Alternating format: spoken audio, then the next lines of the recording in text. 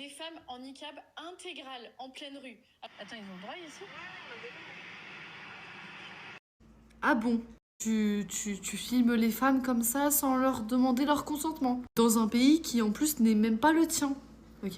Oui, vous me direz, oui, en Angleterre, ils ont le droit. Mais on est en Angleterre, les gars, pas en Afghanistan. Donc en fait, si je comprends bien, ça te dérangerait pas qu'il y ait des églises à chaque coin de rue et que les gens soient très très religieux dans la religion catholique, etc. Mais par contre, les musulmans, c'est no way. Sinon, pour ton information, Luton, ce n'est pas la France, Luton, c'est l'Angleterre, hein, d'accord? Tu ne vas pas venir instaurer ta petite loi de chippie française en Angleterre sous prétexte que ça ne te plaît pas parce que tu veux uniformiser l'Europe chrétienne. Pas d'Europe chrétienne, ma belle. Il y a plein de pays qui sont laïques. Et quand on est un pays laïque, ça veut dire que les gens peuvent tout à fait avoir le droit d'être religieux en paix. Elle arrête pas de glisser entre ça me choque et ça ne devrait pas exister en Europe. C'est littéralement une volonté d'exclure certaines personnes de l'espace public. Alors nous, ça nous a beaucoup choqués et on a voulu montrer un geste de protestation parce que au-delà du changement culturel, il y a aussi le changement vestimentaire auquel nous ne nous habituerons jamais. Et nous ne voulons pas de ça, en fait, en Europe. On ne veut pas des femmes cachées derrière des amas de draps. Que ça plaise à Mais elle parle au nom de qui, en fait, quand elle dit que on ne veut pas de ça en Europe? Elle parle au nom de qui? Au nom de toutes les personnes arriérées comme elle, là? Alors nous, ça nous a choqués, en fait, d'arriver dans un autre pays que notre pays à nous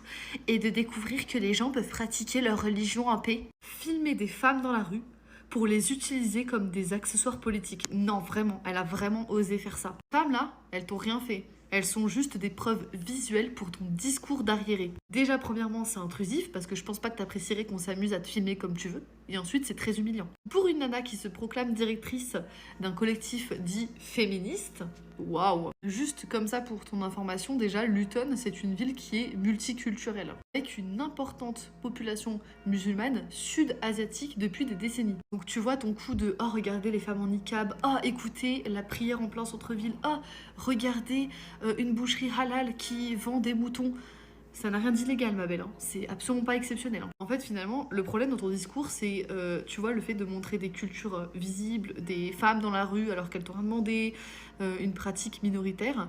Et bien, en fait, tu transformes ça en invasion ou en un truc totalement incompatible avec l'Europe. Selon Alice Cordier Larriéré, on a un effondrement civilisationnel. Le fait de parler des femmes qui sont voilées en disant ouais, on ne veut pas les voir avec des amas de draps, etc. Déjà, le on, tu m'inclus pas avec toi, d'accord, on n'est pas ensemble, toi et moi, dans ce combat-là. Et ensuite, tu te rends pas compte que tu les déshumanises, un peu comme un effet repoussoir. Tu réduis des personnes à une apparence pour provoquer le rejet émotionnel. Et ce que tu fais pour ton information, Miss Alice, ça s'appelle de la propagande identitaire. Et si je peux te permettre de te rafraîchir la mémoire, les nazis.